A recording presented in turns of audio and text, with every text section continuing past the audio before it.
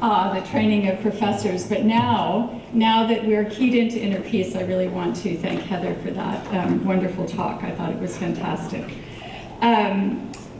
I teach at University of California, Irvine, and I also wanted to thank Fran and Golden West, the students here, the entire community at Golden West, and all of you.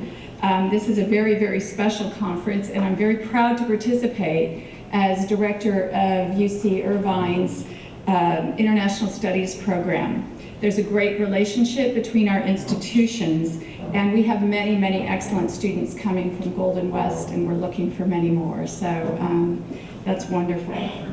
Now, the theme of this conference is sustainable peace, and I have, for my own research project, interviewed over 150 representatives of various non-governmental organizations in different parts of the world working on peace, development, emergency relief, and interfaith relations in countries including Kenya, Cameroon, Ghana, and Uganda in Africa, and I've also traveled elsewhere on that continent.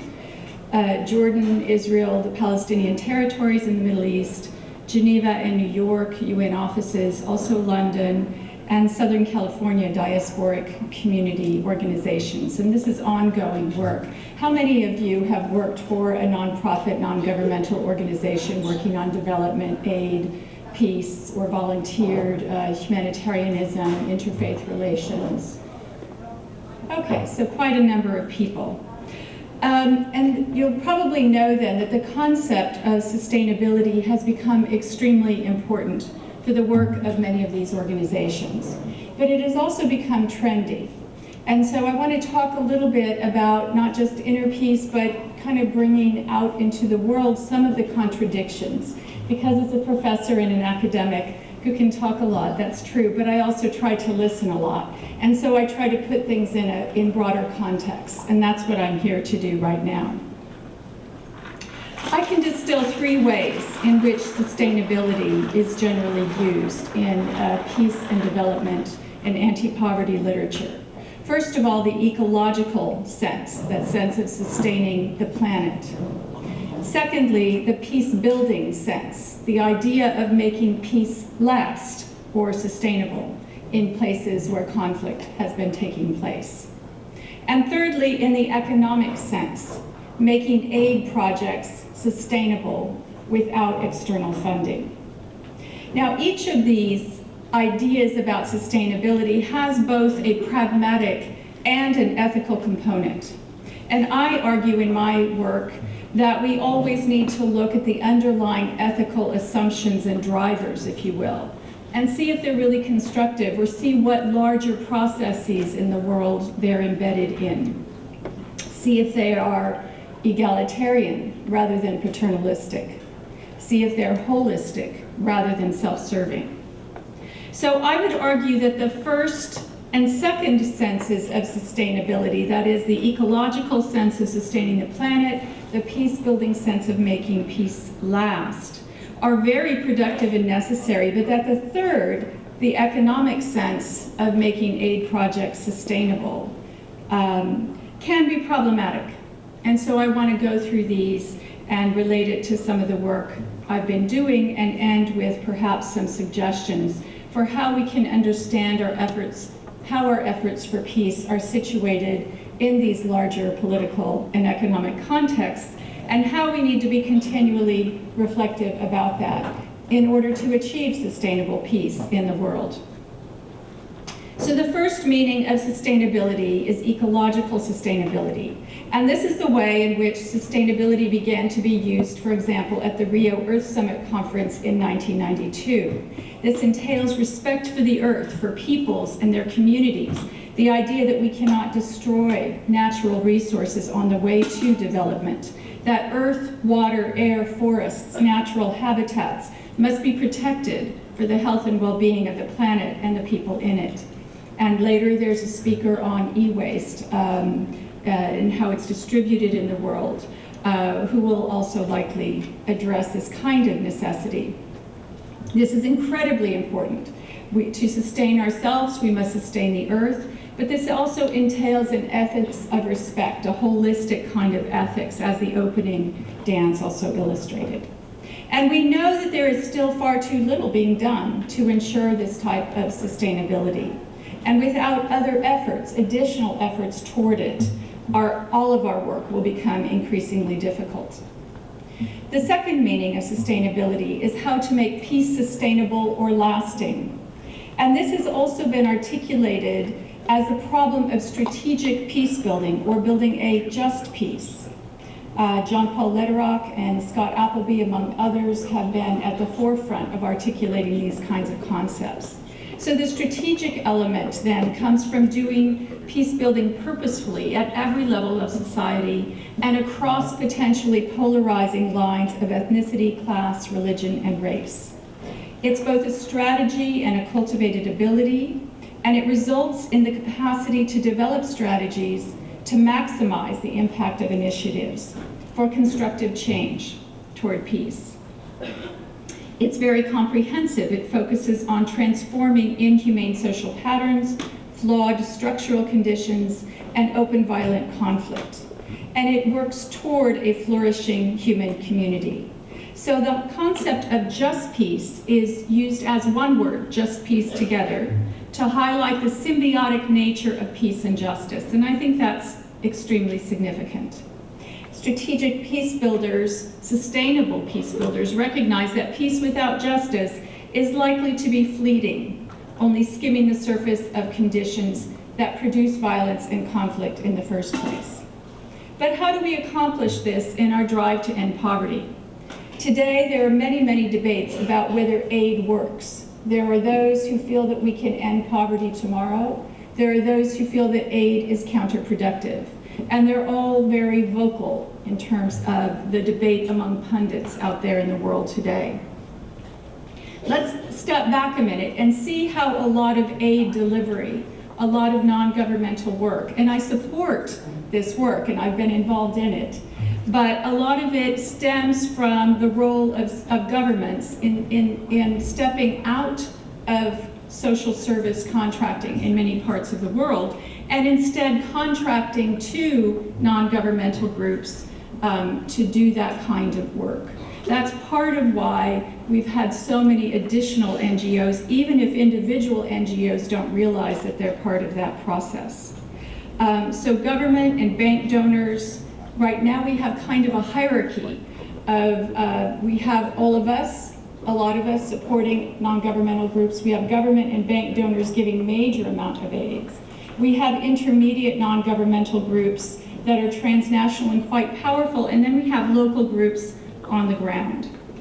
Almost everyone has included programs of microfinance over the past decade, and this promotes the idea that development has to be sustainable. You give small loans to people, primarily women, to start businesses so that they can learn to fend for themselves, and so that aid won't be charity, so it won't create dependency.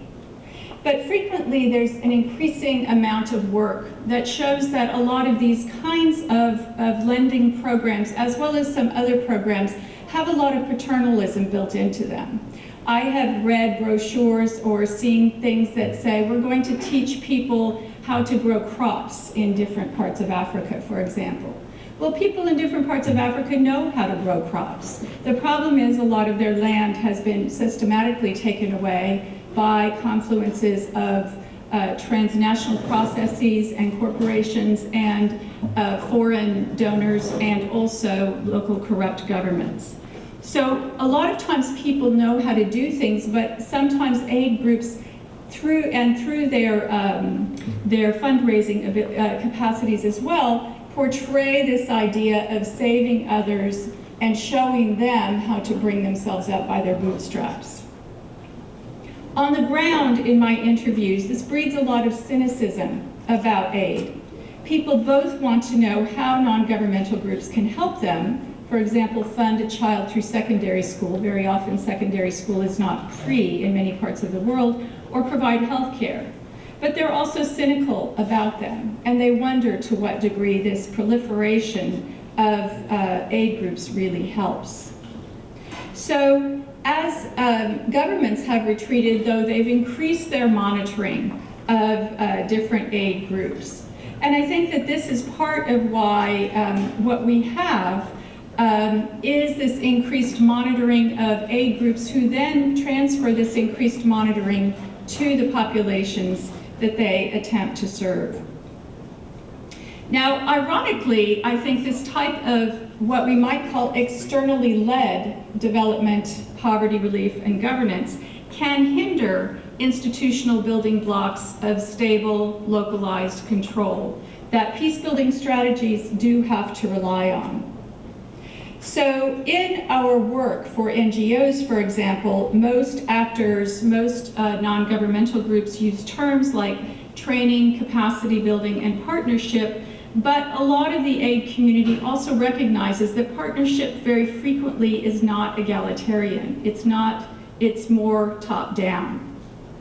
So I think that in our programs for microfinance, in our programs for trying to help to alleviate poverty, sometimes what happens is we can increase the confidence of donors, but not necessarily the confidence and long-term sustainable peace building of people on the ground. So what we are sometimes doing is participating in short-term strategies that don't necessarily resolve longer-term structural problems and inequities. So this is something that I think that we very much need to pay attention to. Part of this is part of the overall problem and possibilities of globalization. So what we have increasingly is a globalized world of non-governmental organizations where our students, probably students here, certainly students at UCI, as well as students at the University of Ghana, University of KwaZulu-Natal, many other places, want to work for these non-governmental organizations.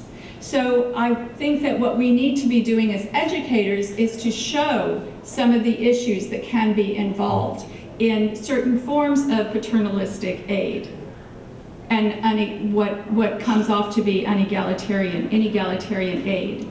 But globalization is also the ability to cross borders, national, ethnic, religious, linguistic, through numerous means, including technological, ideological openness. And all of these things can promote intercultural awareness, can really, I think, promote this kind of longer-term sustainable peace that we want to achieve. So some people, and I've been one of them, have called this broader complex part and parcel of our economic trends toward neoliberalism. But there are resistances to these trends. A lot of people on the ground frequently talk about the kind of paperwork and complain about the kind of paperwork that is required to account for funds spent or microloans, or the ways in which microloans sometimes engender women in deeper debt rather than helping them to get out, in part because of the large interest rates, the very high interest rates charged. So people on the ground are resisting, and some of them are, along with some NGOs, are at the forefront of trying to develop new solutions, or at least challenging some of these things.